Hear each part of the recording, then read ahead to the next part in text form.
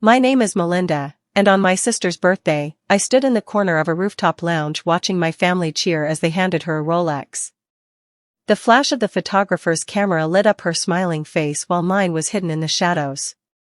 A week later, when it was my turn, I got a stale cupcake with a candle that wouldn't even light, and a joke card that said, "Don't get old, get better." That's when I realized they didn't forget me. They just never cared. But this time I wasn't going to stay silent. If you've ever been the one left out, ignored, or treated like the backup plan, hit that like button. Because this story, my story, is for everyone who's ever had to clap for someone else while no one clapped for them. I grew up as the other daughter. That's not what they called me, of course. But it's what I was. My older sister, Vanessa, was the star. The golden child. The one who got trophies, standing ovations, and the first slice of cake every single year. And me? I was the one who got to hold the camera and take the picture. From as early as I can remember, my parents' world revolved around Vanessa's achievements.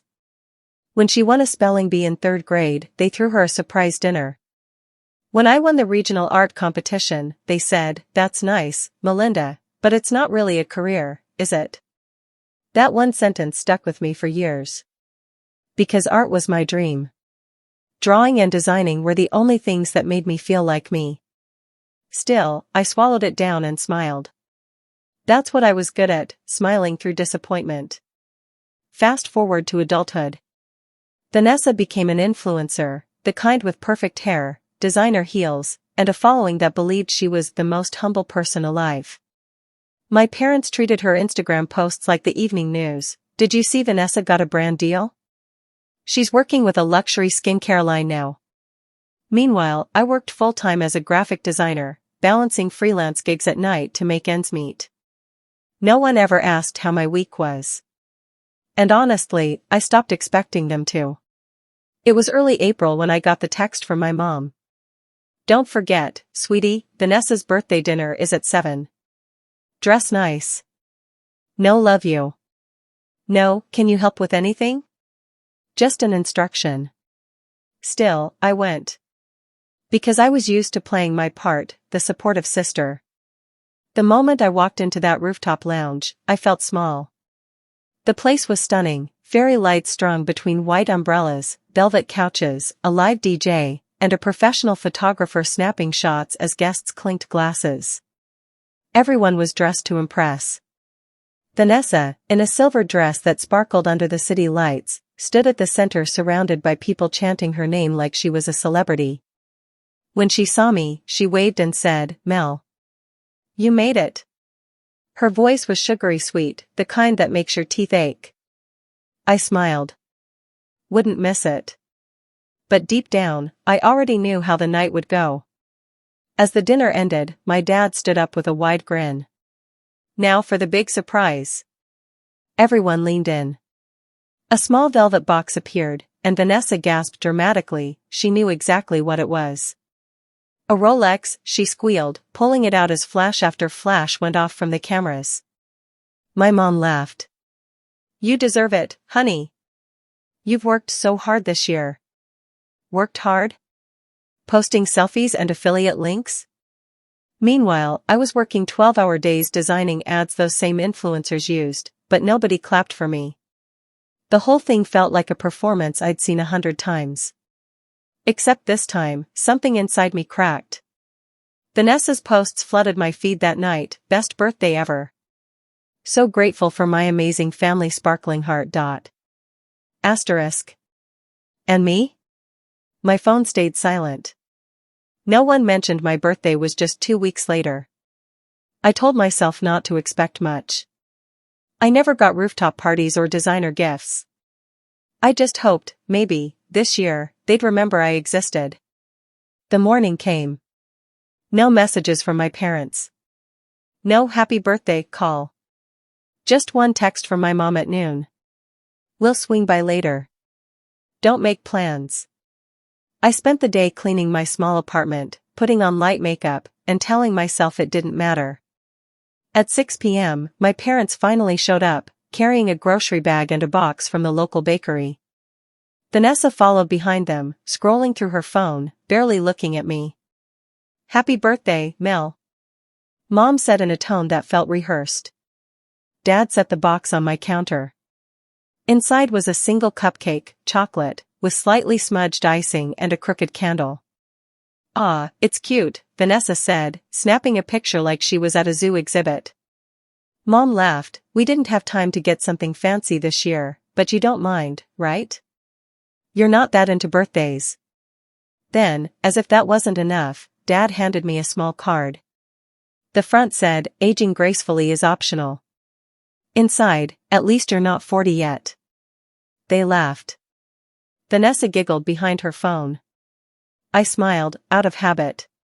But my chest burned. I stood there, holding that stupid cupcake, while they talked about Vanessa's next photo shoot. It was like I was invisible in my own apartment. For years, I told myself it wasn't favoritism, that maybe I was just too sensitive. But at that moment, watching my sister record an Instagram story from my couch, I knew the truth. They didn't just forget me. They never saw me. When they finally left, my apartment felt like a crime scene: cupcake crumbs, fake smiles, and silence. I sat on the couch, scrolling through Vanessa's birthday photos, the rooftop, the lights, the laughter. Then I looked at mine, one sad cupcake under my kitchen bulb. That's when an idea hit me. If they only saw what they wanted to, maybe I could make the world see what they really were. I opened my laptop and began sketching something that would soon become my masterpiece, not of art, but of truth. I spent that night staring at my screen, half in anger, half in disbelief. Every picture from Vanessa's party looked like a movie scene: the decorations, the crowd, even the professional lighting. I kept comparing it to the dull, yellow-lit photo of my cupcake sitting lonely on a paper plate. My pulse quickened the more I stared. It wasn't just jealousy, it was years of being dismissed boiling over. I opened a new file and started designing 2 digital posters side by side. On one side, I placed Vanessa's perfect rooftop image. On the other, I added mine. At the top, in bold white letters, I wrote, "Same parents. Different daughters." I didn't even know what I was going to do with it yet. Maybe it was just therapy. But something in me needed the world to see the contrast I had lived with all my life. The next morning, I woke up to my mom's text asking if I had seen Vanessa's latest brand deal announcement.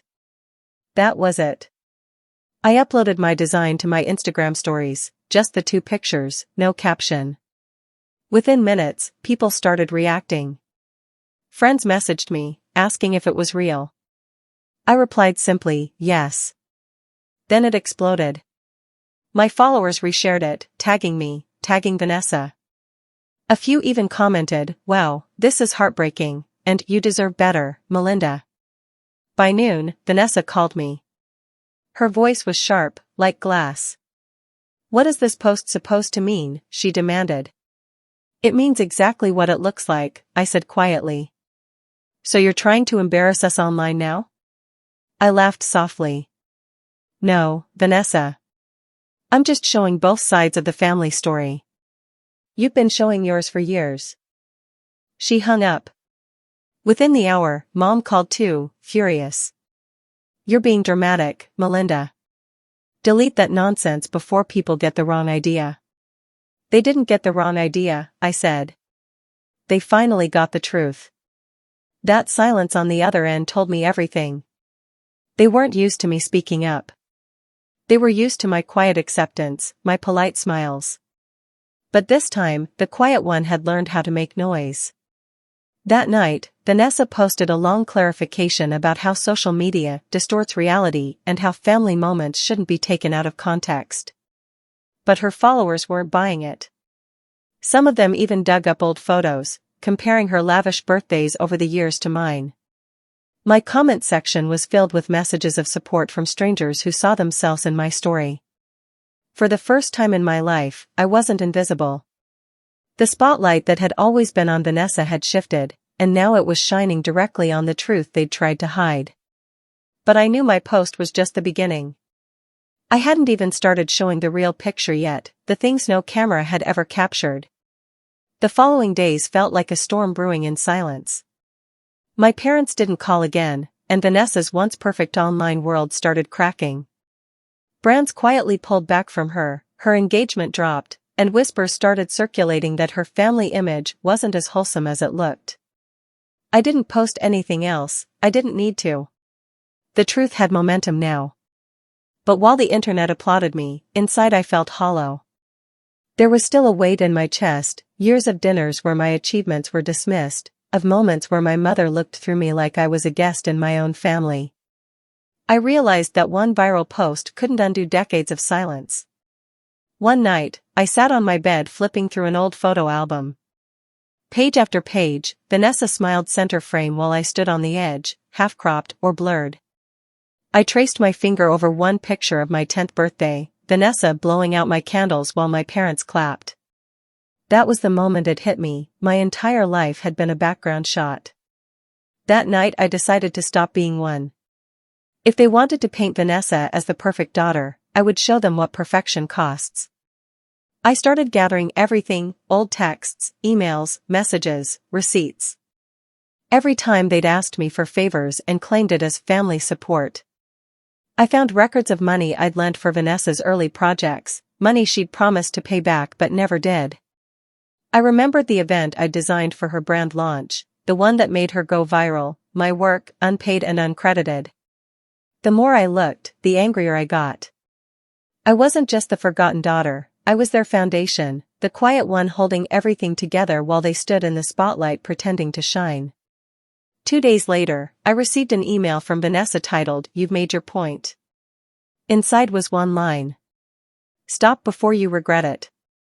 For a moment, I almost did. The guilt crept in, the old conditioning that told me to stay quiet, to keep peace no matter how much it cost me. But then I remembered standing in that rooftop corner, watching them laugh as if I didn't exist. No. This wasn't about revenge anymore. It was about finally reclaiming my voice. I opened my laptop again, but this time I didn't just post photos. I wrote. Every memory, every moment of favoritism, every way they'd minimized me. It wasn't an angry rant, it was a story. My story. Honest, raw, and impossible to twist. When I finished, I stared at the screen. My hands were trembling, but my heart felt steady for the first time in years. I hovered over the post button, whispered to myself, "No more silence," and clicked. That's when everything changed. Within hours, my story spread like wildfire. It wasn't just a post, it was a confession that struck a nerve with thousands of people who had lived in someone else's shadow. The comments poured in, this hit home. I'm the Melinda in my family. You're so brave for saying what we can't. It was both empowering and terrifying. By the next morning, every family member had seen it. My mom's first message wasn't concern, it was control. Delete that post. You're humiliating us. My dad followed with. You're overreacting. Families aren't perfect. Why air our dirty laundry? Then Vanessa called again, her voice trembling this time, not with anger but with panic. Do you know what you've done, Melinda? I'm losing brand deals because of your drama. I took a deep breath. You're losing them because people finally see who you are. You think this makes you strong? You've made us look terrible. I paused before replying softly, no, Vanessa. You did that yourselves. I just stopped hiding it. The call ended with silence, and for once, I wasn't afraid of it. That weekend, something unexpected happened. People started tagging my artwork in their comments, asking if I took commissions, if I had a website. Within a day, my small design page, which barely had a few hundred followers, crossed 5,000.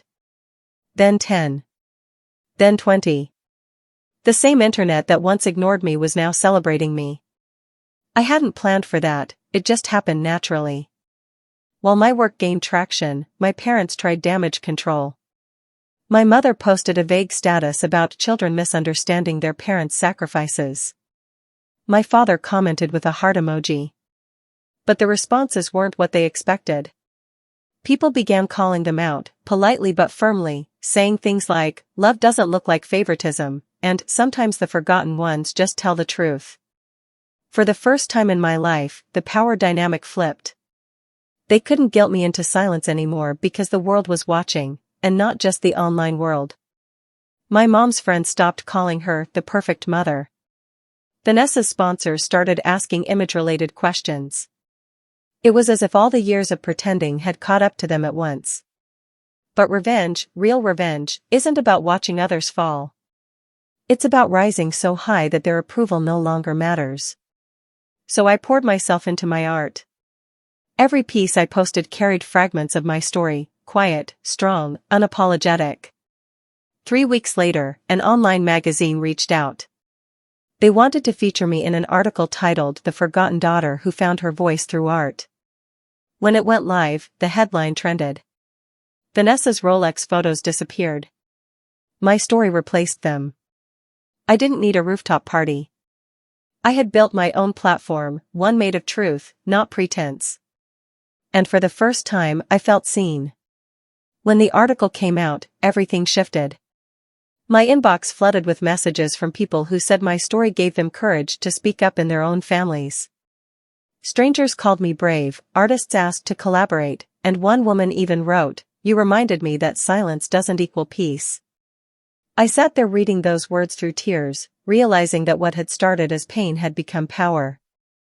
A week later, I received a message I never expected, from my mother. It wasn't angry this time. It was hesitant, almost small. "Melinda, can we talk? Maybe over dinner?" For a moment, I just stared at it. All my life, I'd chased that kind of invitation, hoping for acknowledgement, craving to be seen. But now, I didn't need it. Still, a part of me wanted closure, not revenge. So I agreed.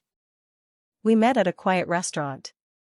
She looked tired, older somehow. The sparkle of certainty that used to shine in her eyes was gone. For the first time, she didn't speak to me like a parent correcting a child. She spoke like someone who finally realized what she'd lost. "I didn't know," she whispered, stirring her tea. "I thought you were strong enough not to need attention like Vanessa." I let out a soft laugh. "Mom, I didn't need attention. I needed fairness. That's all." She nodded, her eyes glistening. "You deserved better. I see that now." It wasn't an apology wrapped in excuses. It was simple. Honest. And in that moment, I decided to let go, not for her, but for me. As for Vanessa, we haven't spoken much. She's been quieter online, a little less polished, maybe more real. A few months later, she tagged me in one of her posts, an old picture of us as kids, with the caption, "Learning to love my sister the way she's always deserved." I didn't respond publicly. I didn't need to. My silence said everything. Now, when I walk into my art studio, my own space, filled with color, creativity, and light, I think back to that rooftop night. How small I felt. How invisible. And how that one moment sparked everything that came after. I didn't need a Rolex to prove my worth. I built something no one could buy: respect, voice, and peace. If this story gave you chills or made you think about your own journey, hit that like button and tell me in the comments, have you ever been the forgotten one who finally spoke up? Don't forget to subscribe for more real stories that prove one simple truth: sometimes, the sweetest revenge isn't payback. It's becoming everything they said you couldn't.